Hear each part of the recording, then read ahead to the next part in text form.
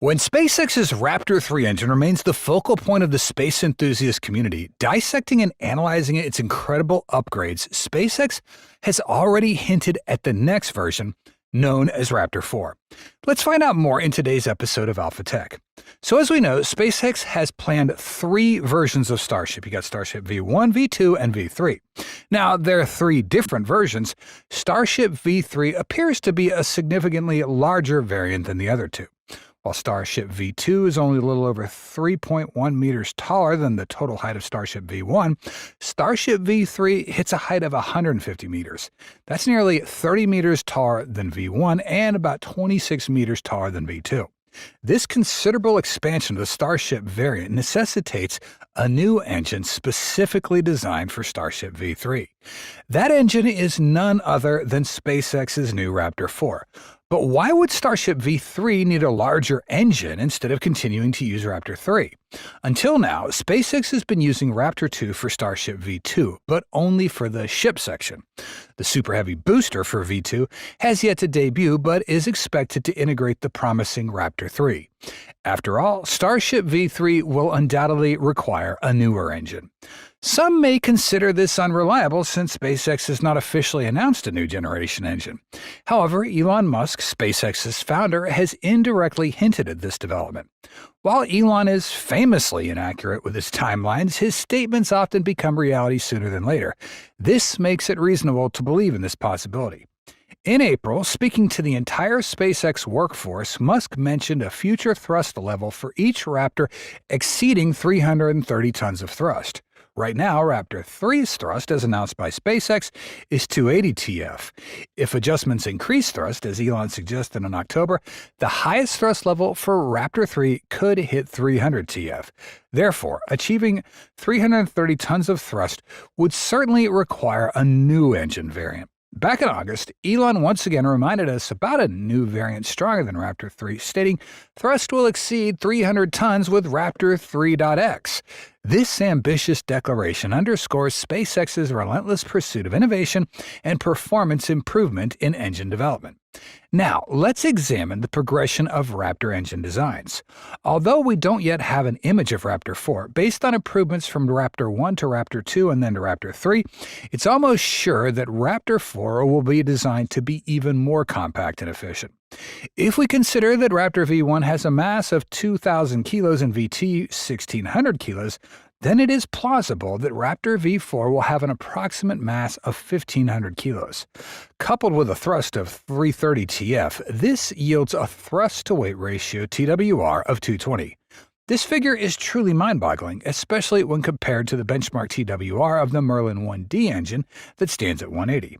The thrust-to-weight ratio is a critical metric for rocket engines, reflecting their efficiency and power. A higher TWR indicates a more capable engine that can accelerate the rocket faster and achieve greater altitudes. In this context, Raptor 4's TWR of 220 surpasses the dominance of Merlin 1D, placing it at the forefront of rocket engine performance. Indeed, when we examine the thrust-to-weight ratios of various rocket engines, we find a fascinating hierarchy of performance. The Space Shuttle's RS-25 engine holds the lowest thrust-to-weight ratio at 73:1, then there's RD-180, 78:1, and then BE-4 at approximately 80:1. Though precise data for the BE-4 is not yet available, the F1 engine boasts a thrust-to-weight ratio of 94:1, and Raptor 2 leads the pack with an impressive ratio of 107:1. Although detailed information about the Raptor 4 engine remains scarce, Elon's revelations signal a significant step forward in engine technology.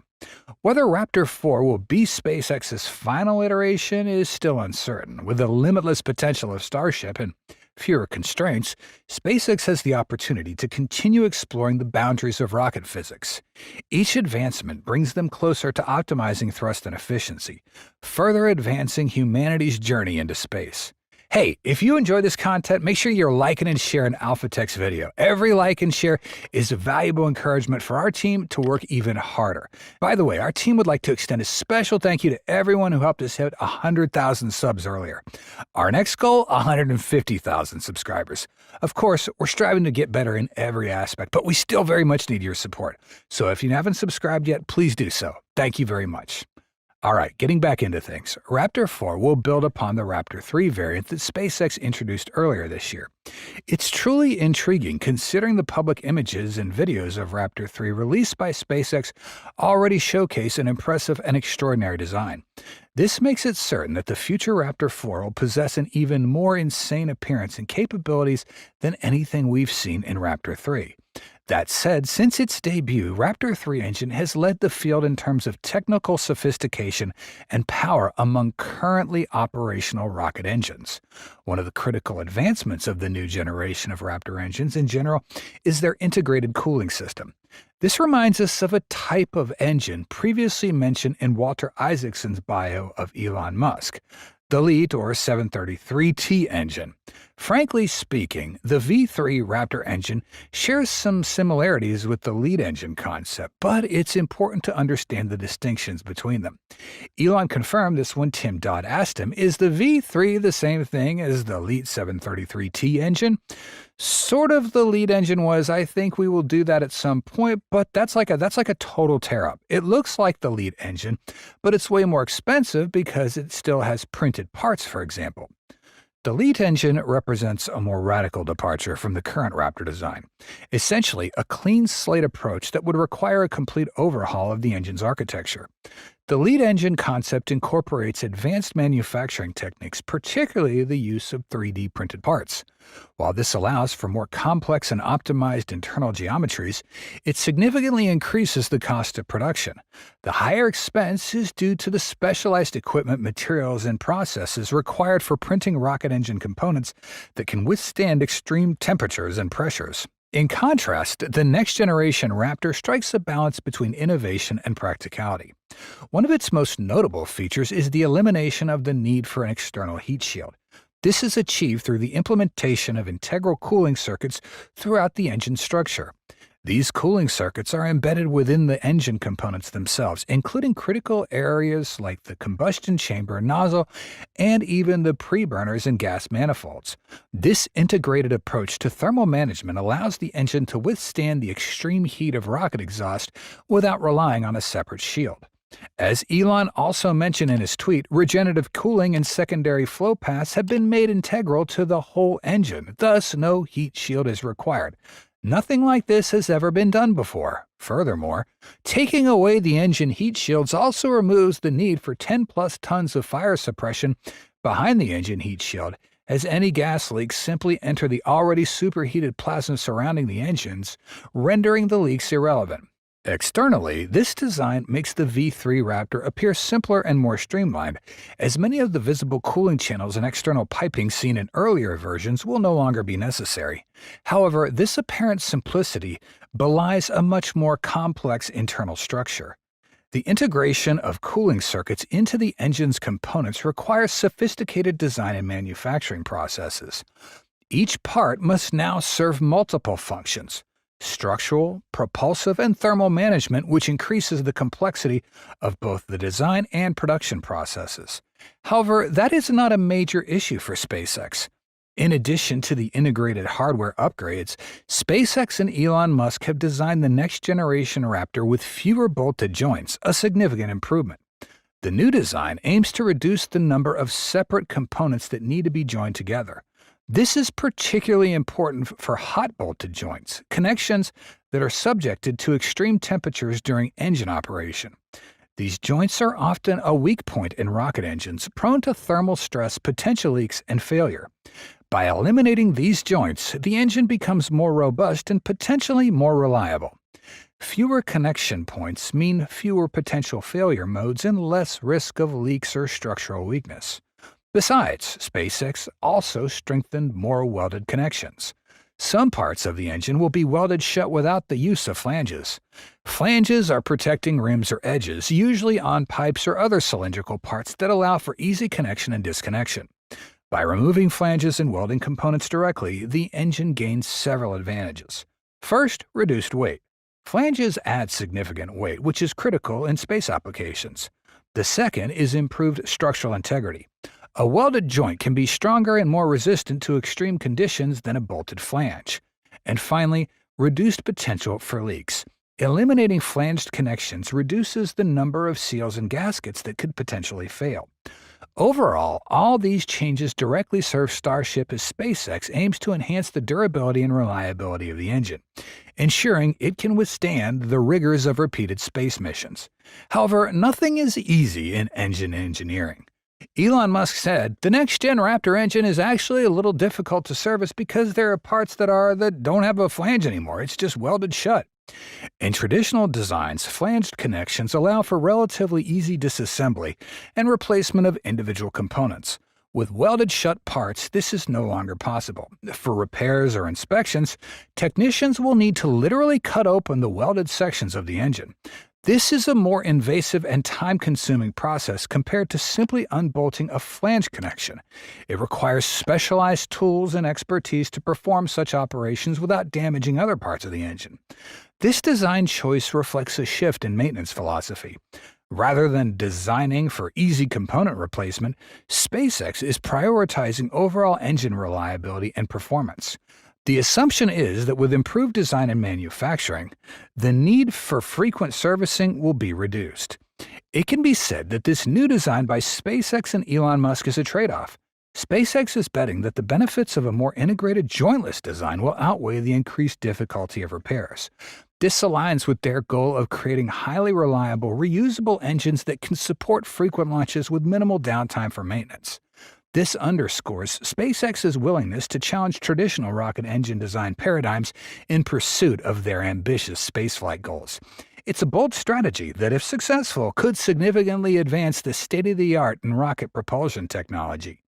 All of these upgrades will enable SpaceX to create a rocket engine that is not only optimized to the fullest extent, but also incredibly powerful. It incorporates numerous innovations and optimizations that push the boundaries of what's possible in rocket engine design. This high level of advancement is necessary to meet the ambitious goals of SpaceX's Starship program, which aims to revolutionize space travel and enable missions to Mars. If we look at the Raptor 3 variant with specifications of SpaceX, we see incredible numbers. It's really generating a thrust of approximately 269 tons and operating at a chamber pressure of 350 bar. By comparison, the closest engine to the Raptor that uses a phased combustion cycle with methane and oxygen is the BE-4, which is expected to produce about 245 tons of thrust. The special version 3 surpasses the popular rocket engines such as RS-25 with 190 tons and RD-180 with 2 combustion chambers. And the Raptor 3 engine outperforms its predecessor, the Raptor 2 engine, with a number as impressive as 18%. This substantial increase in performance is a testament to SpaceX's relentless pursuit of innovation and its commitments to pushing the limits of rocket technology. Indeed, 350 bar is a record-breaking number. It defeated all the most powerful rocket engines. It's surprising because the previously thought chamber pressure belonged to the F-1 engines that propelled the iconic Saturn V rockets during the old moon missions, operating at just 70 bar. The RD-180 used in the Atlas V rocket has a respectable chamber pressure of 267 bar. Moving forward in the timeline, we encounter the RS-25 engine, the mainstay of NASA's space shuttle program, which only reached 206 bar. Of course, these aren't the final parameters of Raptor 3, Elon mentioned in the interview. So long-term, we want to try to get the thrust of Raptor up to around 330, maybe a little higher, maybe 335 metric tons. So that'll take us to a 10,000-ton thrust at liftoff. This makes Starship's thrust nearly 3 times that of Saturn V. Crazy. Let's wait and see what happens with this new breakthrough of this new generation of engines. Is it a giant water tower? No. Is it a grain silo? Nope. It's a Starship, a vessel destined for outer space, and its ambitions are only eclipsed by its amazing size. Gazing at the 30-story spacecraft, one can't help but wonder why it needs to be so large. Yet the limits of Starship don't end there. SpaceX and Elon envision an even bigger and more advanced spacecraft. It's almost unimaginable how awesome this thing is going to be. So up to now, we are no longer strangers to the incredible feats that SpaceX has accomplished. From successfully launching and landing reusable rockets to sending astronauts to the ISS with their spacecraft, SpaceX has continuously broken barriers in the space industry.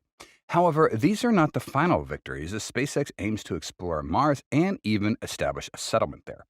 This is why the daily development and innovation of their rocket program are essential for the company.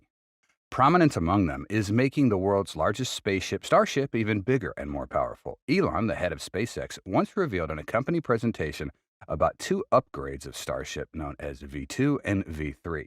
If components of Starship V2, like the nose cone or payload section, have appeared at Starbase, which we analyzed in an earlier episode, then Starship V3 has not yet been produced.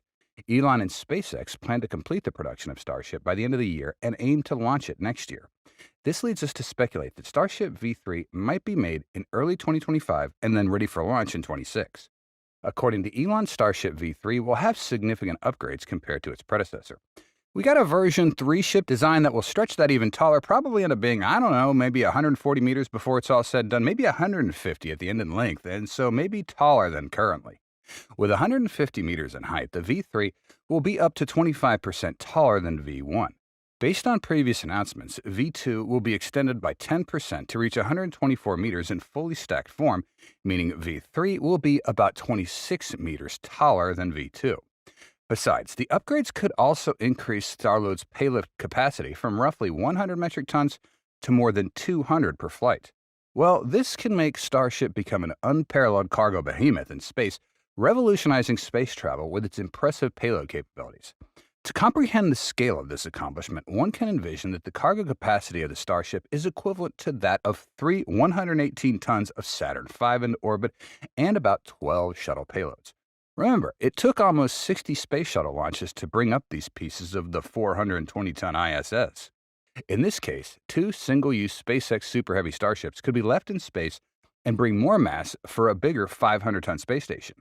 It would be best to use at least 3 SpaceX Super Heavy Starships to orbit. This would enable a central docking component and then 2 rotating Starship modules.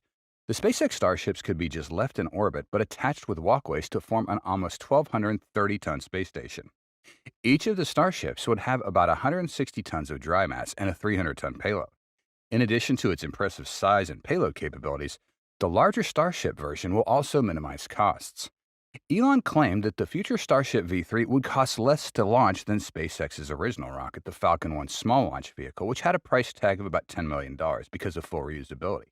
He estimated that the Starship cost per launch could fall to somewhere between $2 and $3 million.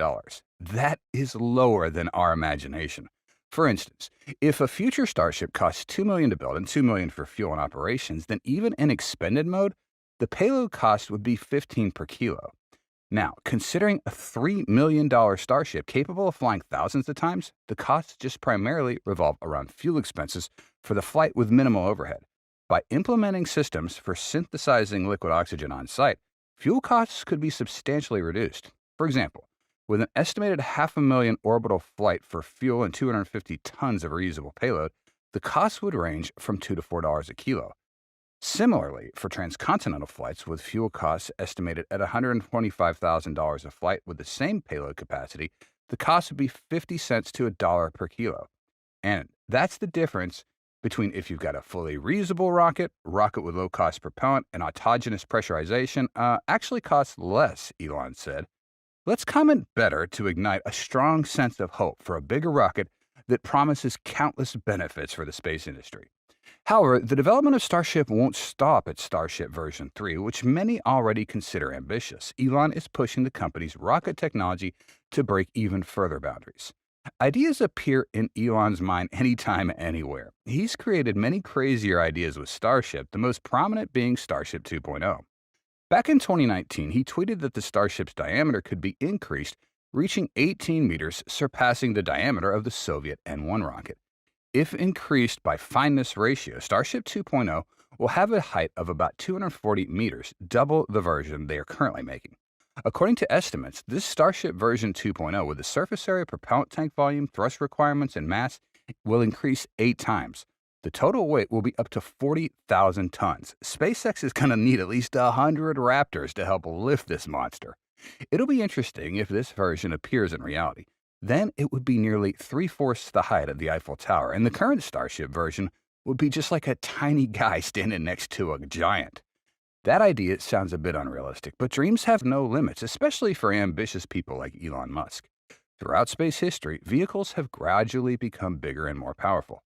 So how can we know what their limits are? We can laugh at Elon's crazy thoughts, but we also got to admit that he's helping Starship get bigger, stronger, and better. And thanks to that, the road to Elon's biggest dream, Mars colonization, is also getting closer. But before envisioning those futures, Elon and his team still have numerous challenges to tackle with a key focus on their larger next-generation rockets. The first problem being the design. It's going to need to have many changes, such as redesigning the interior for passengers, expanding the cargo compartment, or expanding the fuel tanks. And that's difficult because changes are not only increasing size, but also ensuring balance between parts. Next are the engine changes. A larger vehicle with more payload will make it heavier. That means the engines need to be larger and more powerful to lift the vehicle. It can be said that engine research and development is the most difficult task in the aerospace field. Engineers need to ensure the engines are not only powerful, but stable. The problem of engine stability was evident during the first orbital test flight. In addition, related facilities also need to be changed and upgraded, such as the Mechazilla launch tower system. It will need to be taller. The Mechazilla arms, or QD arms, will also need modifications to be able to lift and catch a larger Starship. That will also be a challenge for SpaceX engineers. So many challenges. So why is Elon still so confident? He certainly had reasons for any declaration. First, with the thrust issue, we've all seen the power of the Raptor engine. It's no surprise that it's one of the most powerful engines. The deep hole under the OLM after the April 20th launch revealed its power. But it could be even more powerful if the next version of the Raptor engine, Raptor 3, is released. In May, this version was tested, and its result after the test surprised many. With thrust increased to 2.69 mn, it will make Starship 18% more powerful than the current version. Moreover, production of the Raptor engine has been extremely fast. Factories can produce one engine a day like the current Raptor 2 version. The biggest problem is increasing stability, and SpaceX has the talented engineers who can solve those challenges. The capabilities of SpaceX's engineers have been proven throughout the company's development process. They've helped the Falcon 9 become the world's most stable and reliable orbital launch vehicle.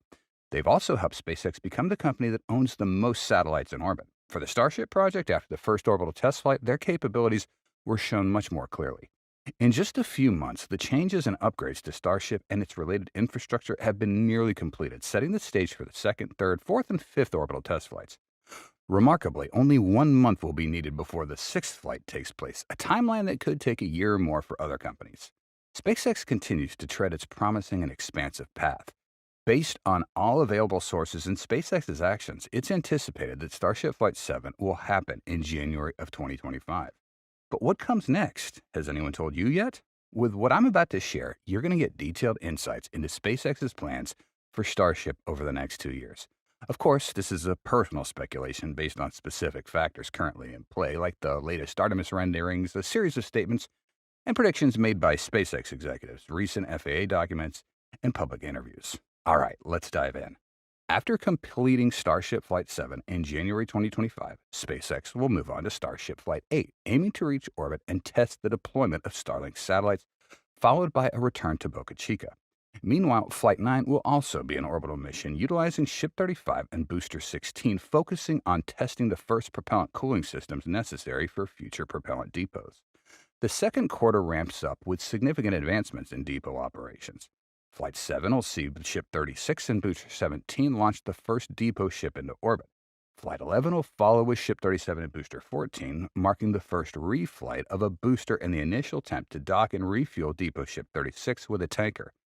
In Flight 12, Ship 34 and Booster 15 will refly with a full load of Starlink satellites, demonstrating the reuse of both stages.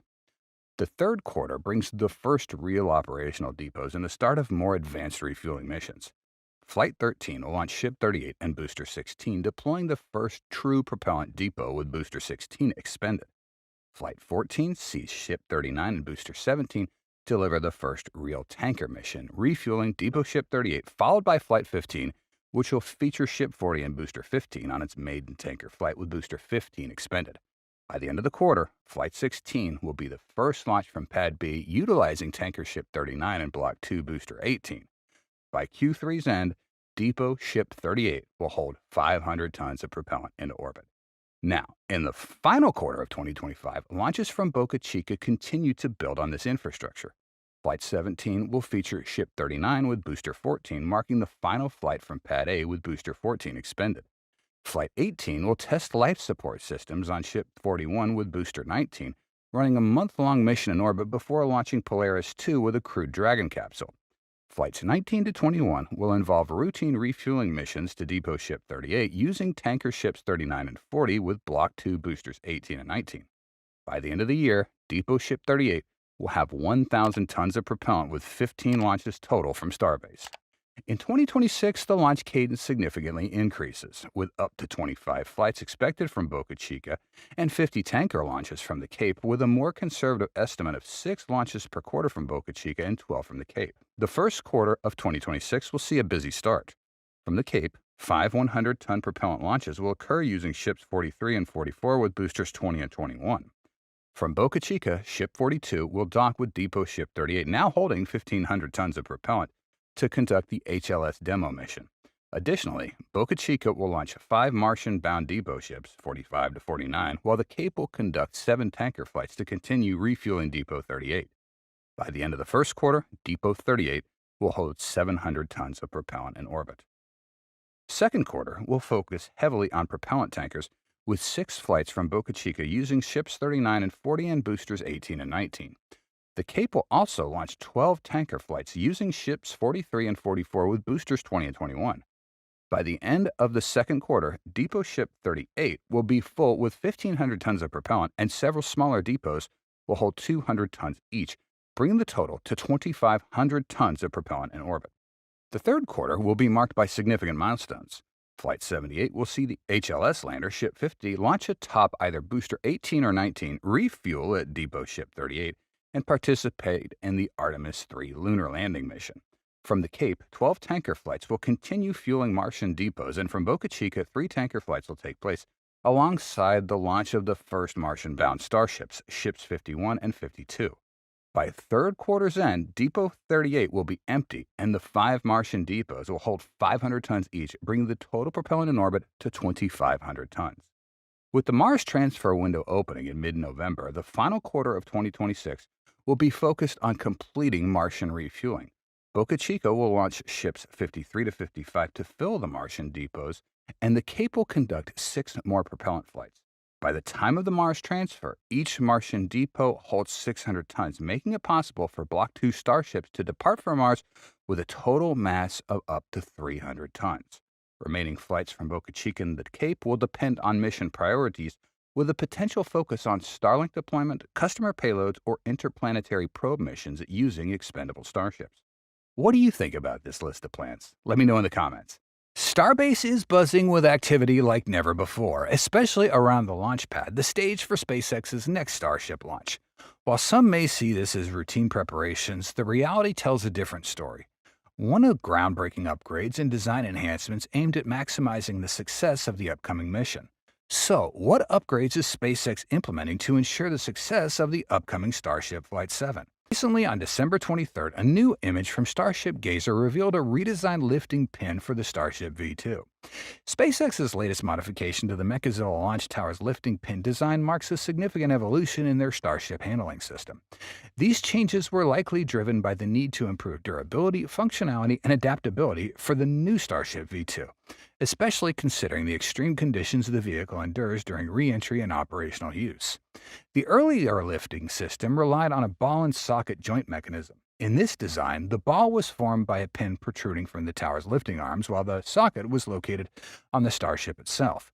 This setup allowed Mechazilla to lift the Starship vertically by engaging the lifting points on the spacecraft and then rotating the ship for precise alignment when stacking onto the booster. While effective, the system faced limitations, particularly wear and tear on the socket points due to repeated use and exposure to high temperatures during re-entry. The redesigned lifting mechanism features a more integrated ball and socket system. The new design features the ball and socket joints as a single unit directly attached to the ends of the lifting pins on the Mechazilla arms, similar to the capture pins used on the boosters. A prominent feature of the new design is a swiveling black ring that rotates around the ball at the end of each pin. This dynamic element increases flexibility, allowing smoother alignment and engagement with the Starship's updated lifting points. The Starship V2 itself has been upgraded to incorporate lifting points that directly interface with this swiveling mechanism, ensuring a more secure and efficient connection. The updated design offers several advantages. First, it improves heat resistance by transferring more of the mechanical complexity to the tower rather than the spacecraft. During re-entry, thermal expansion or deformation of the Starship's lifting points can occur, but the new external ball and socket assembly mitigates this. Second, the system enhances durability as the critical lifting components remain on the reusable tower, reducing the wear on Starship itself. Last, the swiveling mechanism likely improves precision during stacking, reducing risks associated with lifting and alignment. Additionally, this raises an interesting question. If SpaceX achieves such precise alignment when catching the booster, could the same lifting hardware be used to help align the Starship during a catch, even if it lands just a bit off center? By applying force through the swiveling lifting pins, the ship might be able to self-adjust and lock securely into place, even in less than perfect landing conditions. This could be a clever way to simplify and improve the catching process. And that's why Starship Flight 7 is a launch with new experiments that will set the stage for spectacular rocket catches in the future. As testing continues, it'll be fascinating to see how this new design performs in real-world conditions. These changes underscore SpaceX's dedication to innovation, paving the way for more efficient operations in the ambitious Starship program. Not only has SpaceX changed the design of the lifting pins, but they are also giving the launch pad a fresh new look. After the Starship Flight 6 launch, we all saw scorched and rusty launch legs and towers due to the sea winds. However, on December 23rd, SpaceX repainted these areas, making the launch pad look new and magnificent. The new coat of paint not only adds to the aesthetic appeal of the launch pad, but also serves a protective function, reducing corrosion. Of course, it also helps the infrastructure better withstand the thermal stress encountered during launches. And before this, SpaceX engineers had also conducted a full review of all systems on the launch pad. SpaceX had been doing a lot of work on the Boosted Quick Disconnect, or BQD, system at the launch pad. This hardware has faced issues during almost every Starship launch because it gets exposed to extreme heat and hot gases, especially during liftoffs and booster catches, like what happened with Booster 12. The Quick Disconnect has struggled with hot gas intrusion with damages at housing. To address this, SpaceX has made several changes over time. For example, they redesigned the door on the BQD system during a recent flight and added extra protection plates. They also tried to seal the housing better, but it seems those fixes were not enough. This week, SpaceX made even more upgrades. Some of the access panels on the side of the BQD housing were replaced with permanently welded protection panels, likely to make the structure stronger and better sealed. It'll be interesting to see how these new changes perform and whether they finally solve the problem. Meanwhile, Pad B has reached an exciting phase in its development, signaling SpaceX's commitment to an increased launch cadence. Crews have successfully installed the flame bucket and flame diverter, both designed to manage the intense forces and heat generated during liftoff. To further enhance durability, a water-cooled top layer has been integrated into the pad, providing critical protection against thermal stress. Preparations are also underway for the installation of the chopstick arms, an essential feature of the launch tower. The arms will play a pivotal role in stacking Starship and booster components, as well as enabling a catch and reuse capability. Together, these advancements solidify Pad B as a vital addition to SpaceX's launch infrastructure, supporting the company's ambitious goals for next year and beyond. Next year, SpaceX plans to do up to 25 Starship flights, marking a major leap forward in its launch schedule. As launches get more regular and stable, SpaceX will move forward with plans to refuel in space for longer trips to the Moon and eventually to Mars. This refuel milestone could be achieved by late 2025 or early 2026, aligning with NASA's recently adjusted Moon schedule for late 2027. Before heading to the Moon, SpaceX must master necessary technologies and techniques for in-space refueling. Currently, SpaceX plans its first large-scale propellant transfer test between two Starship spacecraft in orbit next year. At least several more Starship test flights are expected before that. SpaceX performed a cryogenic propellant transfer between two onboard tanks in the March Starship test flight. The transfer of locks between these tanks was part of a demonstration funded by NASA. Agency officials stated that the demo would allow engineers to learn more about how fluids behave in a microgravity environment. In November, SpaceX successfully performed a Raptor engine relight in space. The ability to reignite the engine in orbit necessary for guiding Starship to a controlled re-entry is crucial for future missions to more stable high orbits, where the spacecraft could remain for hours, days, even weeks to deploy satellites and attempt in-space refueling. In the long term, SpaceX aims to accelerate the Starship launch cadence to multiple flights daily from various launch locations. To achieve this goal, SpaceX plans to rapidly recover and reuse Starship spacecraft in Super Heavy boosters, leveraging expertise from the partially reusable Falcon 9 rocket. Elon Musk, SpaceX's founder and CEO, is eager to reuse starships and boosters as quickly as possible. Reusability is foundational to Starship's long-term mission of supporting human settlement on Mars. However, SpaceX can proceed with in-orbit refueling demonstrations while engineers continue testing boosters and landing the spacecraft. Before Starship lands astronauts on the Moon for the first time, NASA's $2.9 billion human landing system contract with SpaceX includes demonstrating fuel transfer between spacecraft and performing an uncrewed landing of a fully equipped Starship on the lunar surface. Each Starship test flight builds on the success of the previous mission. This means that nearly every Starship test flight in the next few years will have objectives tied to the first Artemis lunar landing. In these upcoming test flights, engineers will measure the slosh of propellants in the spacecraft, monitor tank pressures, and observe how liquids react to impulses from small thrusters. In microgravity, these small rocket thrusters provide settling thrust to guide the spacecraft's liquids toward the necessary flow paths for refueling. Engineers will also study the evaporation rates of liquid methane and oxygen in space. Over time, cryogenic liquids transition to a gaseous state without insulation or other measures to prevent boil-off. SpaceX and NASA officials need to understand how much propellant will be lost to evaporation to calculate the number of tanker spacecraft required for a Starship lunar landing mission. For the first comprehensive refueling demonstration, SpaceX must launch 2 Starships within 3 to 4 weeks of each other. First, SpaceX will launch a Starship to act as the target vehicle on low Earth orbit. This Starship will feature enhanced power systems and extended battery capacity to remain in space long enough to rendezvous with the next vehicle, a Starship that will fuel as the refueling tanker. Both spacecraft involved in the refueling demonstration will feature insulation and vacuum jackets around their internal plumbing to minimize boil-off. The current plan is for SpaceX to use a single launch pad for both flights. By the time NASA and SpaceX are ready for a lunar landing, multiple Starship tankers will lift off from at least 2 launch pads to consolidate fuel at an orbital depot to supply the lunar Starship. The 2 spacecraft will autonomously dock belly to belly as they orbit a few hundred miles above Earth. In future missions to deep space destinations such as the Moon, this docking and refueling process will be repeated multiple times to provide the necessary propellant for the spacecraft to propel itself out of Earth's orbit. Computer models and flight data from various rockets suggest that cryogenic boil-off, tank pressures, and fuel sloshing in space are manageable. However, no one's ever attempted to transfer cryogenic propellant from one spacecraft to another in orbit.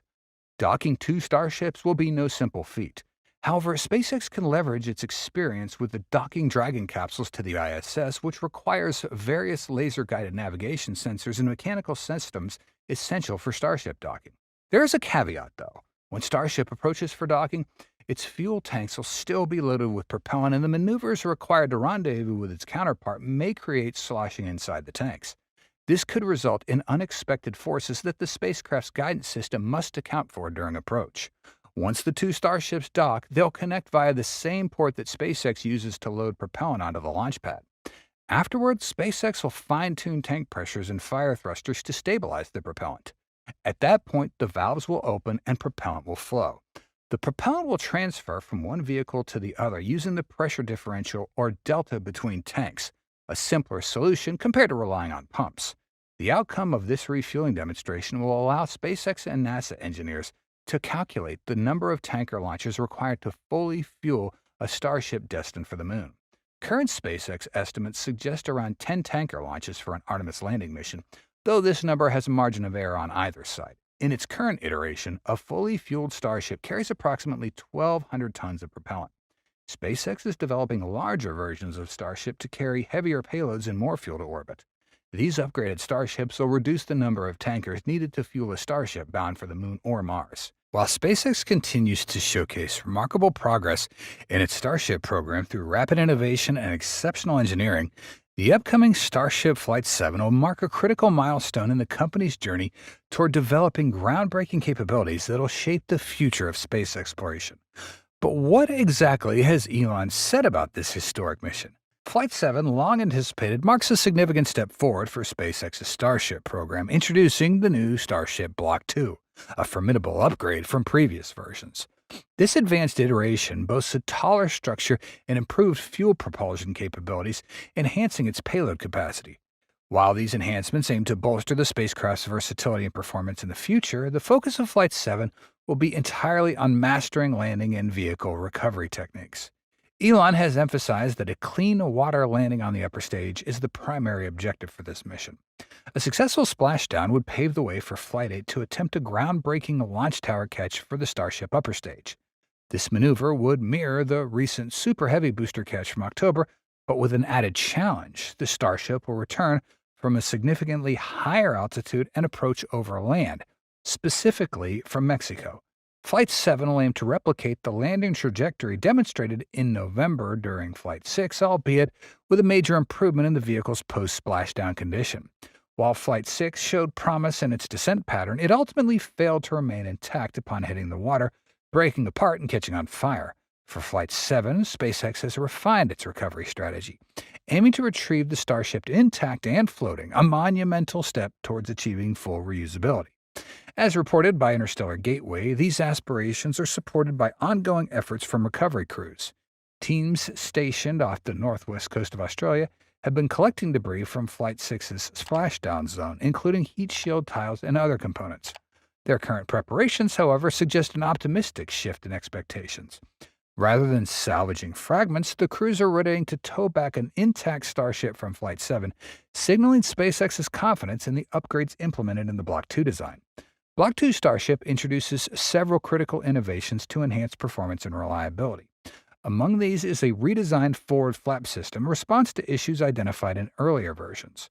As Elon explained on X, the previous flap design was oversized, excessively heavy, and positioned at an angle that caused aerodynamic inefficiencies during the supersonic phase. This configuration created a drag that counteracted the desired nose-forward trajectory, hampering the spacecraft's stability. The new forward flap system addresses these shortcomings, offering a more balanced and effective solution for controlling the Starship during high-speed re-entry.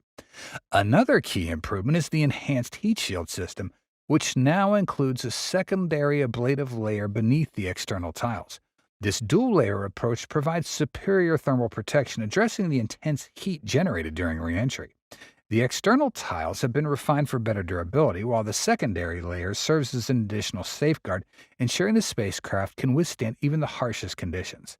Together, these upgrades dramatically improve the odds of a successful re-entry and recovery, a crucial milestone for Starship's long-term viability.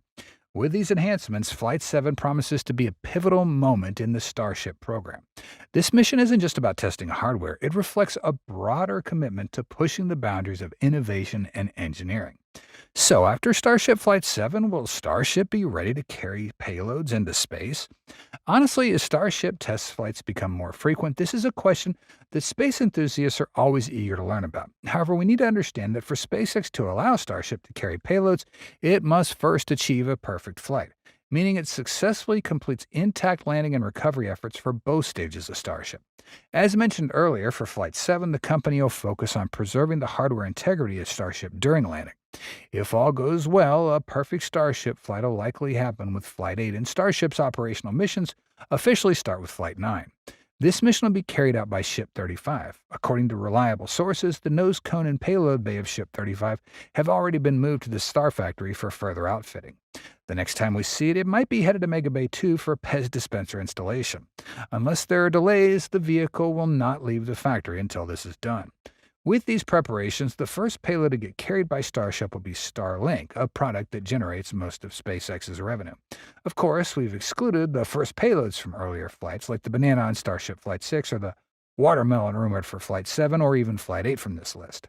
But aside from Starlink, what else could Starship carry? Starship's payload capacity is subject to certain limitations, particularly concerning acceleration forces. During launch, the spacecraft can generate 4 to 6 Gs, meaning that payloads must be designed to ensure these levels of stress. While it's possible to outfit Starship with specialized fairings for crew-sensitive cargo, such configurations aren't standard for every mission. Consequently, payloads must be built with these conditions in mind, ensuring resilience against the demands of space travel. With the capacity to carry up to 150 metric tons to low Earth orbit when reusable and 250 tons if expended, Starship is one of the most powerful launch vehicles ever made. Its fairing measures a generous 9 meters in diameter and 18 in height, providing lots of room for even the biggest of payloads. For context, a fully grown blue whale could theoretically fit inside Starship's fairing while still staying within the payload mass capabilities. This massive capacity makes Starship capable of handling payloads that were previously considered unfeasible for spaceflight. Starship's operational range is determined by its payload mass as heavier loads reduce the available delta V, the spacecraft's ability to change its velocity. However, its refueling capability significantly mitigates this. By establishing a network of orbital fuel depots or deploying tanker spacecraft, Starship can extend its range dramatically. This innovation enables missions to more distant targets and expands the scope of what's achievable in space exploration. To ensure mission success, payloads must adhere to specific criteria. They must fit within the fairing's dimensions and the vehicle's mass capacity while being able to withstand the acceleration forces of launch. Additionally, payloads intended for deployment in space must either be fully spaceworthy or designed to remain protected within the Starship for the duration of the mission. Starship's adaptability also allows for creative mission designs. For instance, heavier payloads could be released suborbitally, reducing the spacecraft's operational demands. Alternatively, smaller spacecraft could be stored in Starship's fairing and launched under their own propulsion systems, requiring minimal to no assembly in space. These options highlight the system's flexibility in accommodating a wide range of mission profiles. Overall, Starship is a versatile spacecraft designed for a variety of missions, earning its nickname as the Holy Grail of rockets. In the future, when it succeeds, Starship will become the first fully reusable and rapidly deployable spacecraft. By comparison, Space Shuttle was only partially reusable, requiring refurbishment, meaning each flight required significant time and resources for preparation, often costing a ton and taking months. Starship, however, is designed to land itself and be ready to fly again on the same day without maintenance between flights. This capability offers SpaceX an incredible profit margin and will revolutionize the cost of space travel, especially as human flights get more frequent down the road. Other companies must build an entirely new rocket for each flight. You can think of this as the difference between a commercial airline charging $100 for a flight on a fully reusable plane versus a competitor having to build a brand new plane for every flight. As you might imagine, the cost disparity between those two services is monumental. Of course, Starship is also massive compared to any other rocket. When compared to other crew-capable rockets, its cargo capacity and crew size are like comparing a compact car to a double-decker bus. What makes Starship superior to anything else is its ability to push the boundaries of physics and our understanding of materials. Raptor engine's set to be the highest chamber pressure engine ever designed, the first full-flow stage combustion engine to be produced and proven in flight, a feat incredibly challenging even to design. It'll be the largest and heaviest vehicle ever to fly when stacked with Super Heavy, and its belly flop to vertical landing maneuver is the first of its kind, straight out of a sci-fi movie. Starship achieves all this while carrying hundreds of tons to orbit, being rapidly reusable, and surviving re-entry multiple times. Additionally, the whole system is designed to be operable on other planets without having to modify it, making it a cornerstone for solar system exploration. A tall order, but not an impossible one. If successful, Starship and its booster will accomplish what Falcon 9 cannot, returning the whole second stage and payload bay to Earth intact. The upper stages of Falcon 9 are sacrificed after each launch, with little to no ability to get them. While SpaceX can recover the fairings, boosters, and/or crew capsules for reuse, the upper stage remains expendable. However, until Starship's fully operational, Falcon 9 is still SpaceX's workhorse. Recently, the commercial space station developer Vast Space signed an agreement with SpaceX for 2 missions to send private astronauts to the ISS using Falcon 9 and Dragon, pending NASA approval. On December 19th, Vast revealed its agreement with SpaceX to utilize Crew Dragon for these missions. These missions, classified as Private Astronaut Missions, PAMs, by NASA, are designed as short-term stays on the International Space Station and serve as a precursor to future operations on commercial space stations. Max Hout, CEO of Vast, emphasized the strategic importance of this collaboration, stating, "Enabling payload and crewed missions to the ISS is a key part of Vast's strategy, allowing us to further our collaboration with NASA and global space agencies. These missions not only strengthen our expertise in human spaceflight operations and collaboration with NASA, but also positions Vast as a leading contender to deliver the next-generation successor to the ISS. SpaceX President and COO Gwen Shotwell also expressed enthusiasm for the partnership, saying, "I'm excited to work with VAST as they build more opportunities and destinations for more people to travel amongst the stars. The proposed missions will require NASA's approval. Historically, NASA's awarded 4 PAM opportunities, all of which went to Axiom Space. Axiom successfully completed 3 of these and is preparing for the 4th. X4 is slated for launch in spring of next year. All prior PAM missions have utilized SpaceX's Crew Dragon spacecraft. VAST first announced its intention to bid for PAM opportunities in Feb. However, NASA has yet to release solicitations for future PAM missions. Although NASA previously expressed support for up to 2 PAMs a year, in practice it's allowed only 1 such mission annually so far. VAST's entry into the PAM market will put it in direct competition with Axiom Space, who recently updated their plans for a commercial space station. Axiom initially proposed attaching a series of habitat and research modules to the ISS to serve as the foundation for an independent station. The company now plans to install a power and payload module on the ISS, which will later detach and dock with a habitat module to create a standalone station. Despite these challenges, Axiom remains committed to competing for future PAM opportunities. "Our plan is to continue to compete for PAM missions as long as they make them available," stated Mark Greeley, COO of Axiom Space. In addition to these 2 PAM missions, VAST has an existing contract with SpaceX for launching its Haven 1 module. This module, set for launch in late 2025, will support up to 4 short-duration missions. Haven 1 missions aim to test technologies and gain operational experience for VAST's larger Haven 2 space station, a project proposed under NASA's Commercial Low Earth Orbit Destination (CLD) program. VAST is also in discussions with various government space agencies to explore their participation in its private astronaut missions. One such example is the Czech Republic, which signed an agreement with VAST in November to evaluate flight opportunities for Czech astronauts on upcoming missions. This partnership with SpaceX marks a significant step for VAST Space in its journey to become a key player in the commercial space station industry. If successful, the missions will not only strengthen VAST's operational expertise, but also position it as a strong contender in the race to develop ISS successors in the commercial space sector.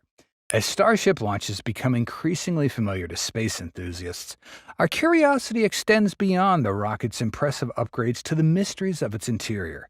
What does the space behind its exterior look like? How do SpaceX workers operate within Starship? These are scenes we've never glimpsed before. However, recently, Elon Musk has unveiled the mystery details, offering us a closer, more intimate look at Starship, the rocket destined to dominate the future of space exploration.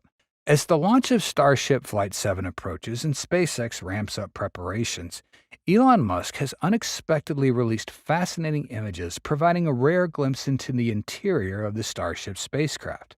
"Starship is gigantic," Musk tweeted, accompanied by captivating photos. In the first image, we get a clear view of a section of the Starship's interior. It's an expansive cylindrical space constructed from smooth, reflective stainless steel plates. These meticulously welded segments form a seamless and robust structure, critical for withstanding the immense forces of space travel. Inside, triangular support brackets are arranged along the walls, likely serving to maintain the tank's structural integrity under extreme pressure. These brackets may also provide mounting points for sensors, piping, or additional hardware, and they could support human intervention for maintenance or repairs inside the rocket. The immense size of the chamber becomes evident when compared to the workers inside, undercovering the sheer scale of Starship. 2 workers can be seen suspended within the structure, harnessed and secured by safety lines as they carry out their tasks. Their position next to a large vertical pipe highlights the interior. The pipe they appear to be inspecting or installing may be part of Starship's intricate fueling system. In the second photo, the perspective shifts downward. At the center of the image, a large cryogenic pipe extends vertically, connecting to a complex cluster of valves and components at its base. Can you guess which part of the Starship this might be? Feel free to share your thoughts in the comments below. Don't forget to like and share the video if you find it really interesting. From my perspective, this appears to offer a closer look at the fuel system referenced in the first image. The component cluster at the base could be a distribution manifold, ensuring even and controlled fuel delivery to the engines. The large vertical pipe running along the rocket's wall is likely a fuel conduit directing propellant to the engines during flight. In this photo, two workers are once again focused on their respective tasks. Notably, one worker appears to be adjusting a sensor inside Starship. This could play a critical role in managing fuel flow and maintaining stability during Starship's dynamic flight phases, such as launch and re-entry. These images provide a small and intriguing look into the inner workings of Starship's fuel tanks. Clearly, post-flight upgrades are not limited to external changes. SpaceX also enhances internal hardware and systems, which are rarely seen by the public. Speaking of upgrades, SpaceX enthusiasts won't want to miss the upcoming Starship Flight 7, marking the first flight of SpaceX's upgraded Starship. This launch will showcase the company's ability to rapidly develop new prototypes demonstrating its cutting-edge advancements in technology and engineering. Let's look at the redesigned forward flaps, a defining feature of V2 compared to V1. After the flap damage observed in Flight 4, SpaceX outlined several changes, including smaller, sharper flaps. The joint connecting the flap to the ship has been streamlined, and the forward flap will be positioned closer to the nose and leeward side of the ship. These changes aim to enhance flap control during navigation and reduce stress and impact during re-entry. Images of S-33, the first version of V2, reveal a slightly larger ship body with its payload door positioned higher, indicating an increase in fuel tank capacity. This expansion is crucial for Starship's operational range, allowing it to carry more fuel to return to Starbase, support orbital refueling operations, and eventually venture beyond Earth orbit. Finally, significant upgrades to the heat shield will also be featured. Following Flight 4, SpaceX introduced a series of heat shield improvements starting with Ship 30. This includes new, more durable tiles potentially made of an enhanced material that'll increase resilience and move closer to full reusability. Given the thousands of tiles needed per flight, reusability is essential for lowering production demands. Additionally, the heat shield is backed by secondary protective layers known as ablative layers, which provide added durability and comprehensive protection for the ship. With all these upgrades, Starship V2 represents a major leap forward toward full reusability and extended mission capabilities. These upgrades are pivotal, with SpaceX highlighting their importance in the recent update. Learnings from this and subsequent flight tests will continue to make the entire Starship system more reliable as we close in on full and rapid reusability. Accompanying the Starship V2 is the Super Heavy V2. Although Starship Flight 7 will feature only the upgraded Starship V2, don't be discouraged because the Super Heavy V2 is set to make its debut in an even more impressive fashion next year.